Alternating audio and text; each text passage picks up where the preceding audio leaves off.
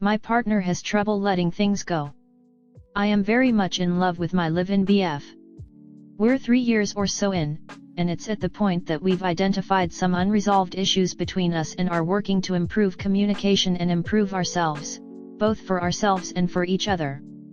I'm fairly good at moving past issues if I feel they've been addressed. I work hard to provide for us. I have 2 kids from my previous marriage. Admittedly, I have lead a fairly sheltered/privileged life. I have supportive family, decent education, not rich but feel secure in my job and future opportunities. I'm white, which comes with its own unintended privileges, but I can certainly identify how the system has paved an easier road for me. Worst thing I've been through was a toxic 14-year relationship, but honestly, I feel overcome through it better. My man has been through more than most people. Past relationships, jobs, betrayals by family members and friends, literal war, on top of having to deal with being a black man in America. But in addition to that, he is successful, loving, great sense of humor, a consistent provider, father, and natural leader, truly the kind of man that can bring out the best in people. And he loves me without a doubt and loves my kids. A lot of our life is fucking great. But then there's also the guy that gets overwhelmed and anxious, which, me too. We all do. When that takes over, he kinda ruminates on past hurts, the big ones that have changed his life, but also the issues that we have gone through. Even the issues that we have addressed and behavior is changed, issues get brought back up. I feel blamed/defensive because I know the progress we have made that feels dismissed. He's expressed he has a hard time letting things go. In his words, I've been salty my whole life. And I can understand this. It's valid. There's been a lot of just shitty things that were out of his control that disrupted his life and set him back for no good reason. But at the same time, his life, our life, is pretty good. He has come so fucking far and worked so hard, he deserves to be happy about it. The woulda/coulda/shouldas really bother him. Again, life is short. I can understand the hurt for wasted time and missed opportunities, but it seems counterproductive to continue to allow these things so much influence on one's mind and behavior when they can't be changed. The present is pretty good all things considered, and we can put down a solid foundation today for the future we want. Things outside our control will still happen, but I choose hope over defeatism. Obviously, I can't fix his mindset for him. And I don't want to invalidate his feelings and experiences by comparing them to things I've been through and dealt with. For me, acknowledging that there is absolute shit in this world, but there's also some absolute beauty, helps me to cope with the bad stuff.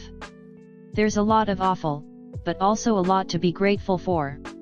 The present is pretty good and getting better for us, even if it can be exhausting too. And the biggest thing is, the world is outside of our control, we can only choose to make the best of it. I want to support him. But I need help. I'm trying not to take it personally, but sometimes I do feel like his dismissal of my worldview negates the places where we could connect and move forward and make him feel less alone. I know there is a lot I will never experience or understand. But at the same time, it does also start to wear on me that he feels so stuck and salty and applies this mindset to issues in our relationship as well. How can I encourage and support him in processing our spats as well as past traumas? Does anyone have any tips for helping a partner through similar issues? How do we break cycles like this? Comment. I also act similarly to your boyfriend in relationships, though my background hasn't been nearly as turbulent. I just have a very hard time letting things go, even if behavior is changed. I think it is because I am naturally self-protective, and good at finding patterns and then projecting them into the future. It's a strength in my work and some parts of my life, but my downfall in romantic relationships. It is not conducive to love and growth. My suggestions would be first couples therapy, even if you are not in crisis. Couples therapy actually works best when you're not in crisis, but more for ongoing issues like this. Maybe he never truly found a way to express how these things made him feel, even if you changed the behavior. which may be keeping him stuck, as it kept me stuck. Maybe also try checking in with him about the changed behavior.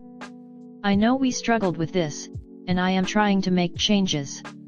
How do you feel about the progress we've made? Have you seen a concrete change? This may give him a chance to focus on the positive changes and bring him into the present, and it also may help if perhaps there is a behavior you think you have changed but maybe he's still not perceiving it. This is all a two-way street. You seem like a lovely and caring person who is thoughtful and invested. In fact, I could learn something from you. These are just conversations that should be happening in every long-term relationship in my opinion. Sometimes when my partner describes how he is feeling, he doesn't want me to try to relate to him. I find the best reaction sometimes is trying to reframe the memory around the event. Yes, this did happen and that's terrible, but what if that hadn't happened? You wouldn't have experienced this or have been able to help another person experiencing the same thing later on, whatever the case may be.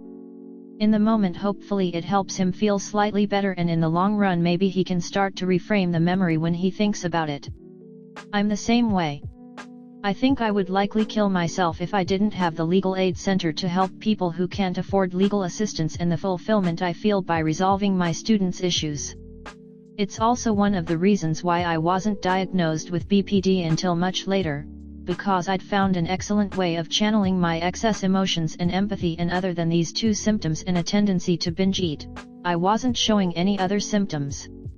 I wouldn't say your partner has BPD, but he could have like 1 or 2 indicators of it, that would also require treatment. These sorts of behaviors and attitudes can be nipped in the bud through therapy, and the patient can learn to develop healthier coping mechanisms. I still enjoy being a professor and running the legal aid center, but I don't derive primary joy from it. I now derive primary joy from taking a relaxing walk with the dogs, or doing something new even if it's scary, or engaging in a highly intellectual debate with a peer, or simply watching Netflix. Empathy is also really good, but I hope your partner draws boundaries and cares for himself first before taking care of others. Sorry if I'm projecting, lol. Definitely. As someone with CPTSD, this shit can be complicated. I tend to shut down and keep to myself when experiencing these emotions, as I don't want to subject my partner to them. And if you can already anticipate exactly how the conversation would go with your partner and it's not a good outcome, then it often feels like it would be better to try and work through it on your own, rather than make it significantly worse with an awful conversation over it. Additionally, since he's distressed over situations in your own relationship, what are they, BTW? So vague. Most vague Reddit posts end up with OP leaving comments like there was cheating / some form is disloyalty in the relationship, and then everyone goes, oh. I just don't trust these vague posts, lol. They always slip in some crazy information later down the line. You can also utilize this strategy when the person in the conflict isn't a loved one, say an acquaintance, stranger, co-worker. This issue right now with this person. This person does not know me. They do not know my past or how I might react. They are not pushing my buttons because they do not know me. This is not a old past situation when insert old nemesis order mentor here would do something like this. This is now and right now. I need to say what I need and what would help me, because this person does not know me well enough to be trying to harm me. That wouldn't be logical. It is a misunderstanding or failure to communicate because we don't know each other well. Focus on this day, this situation, this time. Not the past. Stay present. Make progress. Story 2. My boyfriend is constantly throwing "you live in my house" in my face whenever I get upset. My boyfriend loves to point out that I basically live in his house for free whenever I get upset with him. I moved in with him about 6 months ago. Context on how I contribute. I pay for water bill, all groceries, going out to dinner, all household subscriptions, clean the home, do his laundry, cook every night, and my parents and I have furnished the home. His father has purchased this home for him in cash, so he does not have a mortgage. I try to make things fair and have offered him rent, but he refuses. Now to why I'm upset. Earlier today I was looking for my blue bucket. It's a Yeti bucket and I needed to defrost a turkey. I asked for him to get it and he said that he put a bunch of fish poop and algae in it from his fish tanks and never asked to borrow it. It had the tag on it still and was never used, so I was quite upset because he has his own. Also, we both have the same $300 backpack, except I have a more stylish color, and when he went on a trip this past weekend, I noticed my backpack was taken from my closet and he got back and ripped the inside and dirted the whole thing up and left it on the floor. I don't mind him using my stuff, but it's the fact that he never asked and ruined them without offering to replace them. I spoke to him and said that I would like to be able to use my things without him ruining them and being able to have it in the condition I left them, and he said, well, you basically live here for free in my house. I got really upset because for a second it felt like he looked past everything I do for him.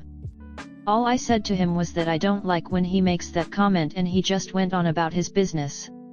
I don't know how to approach a conversation about this, or do I even say anything? I just feel hurt when he says that because I do live in his house, but he also comments that it's our house and I definitely don't live here for free. I'm perfectly fine living rent-free with my parents, but I wouldn't want to put him in a sticky situation because he could not afford to live here on his own. I also recognize that this might be a childish/minuscule argument, so please no mean comments. I'm just bad with confrontation and I want to get better at it so our relationship can last. I do love him dearly and we have a great relationship, but I just really need help with an outline on how I should approach this. Update: I spoke to him this morning and he apologized and agreed to replace my things. I told him how I would not mind living with my parents again and how I would be able to save money there, and he definitely got worried. He also agreed to lighten my load with chores and to help me around the house. We will see how this goes, but I definitely think he realizes how I don't necessarily need his help on a place to live and that I'm perfectly content with removing myself out of our living situation. He also agreed to going to the doctor for his ADHD. We will see. Comment: he's relying on your neatness as an excuse to not clean. Stop giving him an out. You're acting like his mother, chef, and sugar mama. Either he learns some gratitude and general adult abilities, or you should pack your bags and find someone who is not an overgrown baby. He didn't even pay for the house, so his audacity is mind-blowing. You are digging your own grave by letting him off the hook for everything. He has a live-in chef, maid, and punching bag. He is manipulating your conversations because he thinks he has power over you. He can't afford to live there alone? Then he'd better start treating you like an equal and step up. Also, he needs to replace your property anytime he damages or destroys it, starting with the backpack. You are on track to be a subservient housewife to a disrespectful and abusive man. Is that what you want for your life? It's his house. How are you responsible for the chores? How is he helping you around his house? He's afraid you'll leave, so now he's promising to change. But it still sounds like he sees the chores are your responsibility and you aren't really pushing back on that by saying he's agreed to help you. What a peach. Doubtful he'll change for more than a week. Good luck. You need to discuss the cleanliness of the house and splitting of chores now with him as well. This is the perfect opportunity to bring it up. If not, this will be your life. Him expecting you to do all the work and contribute to bills. What's going to happen one day when you're married and have kids? Do you plan to be a stay-at-home? Or will you be working, doing all the chores, all the cooking and child care? While he just comes home from work and does what? I see so many posts of women upset at their husbands for this. Yet it's because they were okay with it while being childless and just girlfriends. They allowed it simply because it won't get done if I don't do it. Or just to make the guy happy. Well, that's going to get old. You can't do that for the rest of your life. Figure it out now. His response to a very reasonable request is to threaten your living situation. Is that the man you want to live with? He has put nothing financially into this home. He did not buy the home. And you are literally paying for everything else. You are also the only one doing the cleaning and cooking. You are the one being taken advantage of in this situation.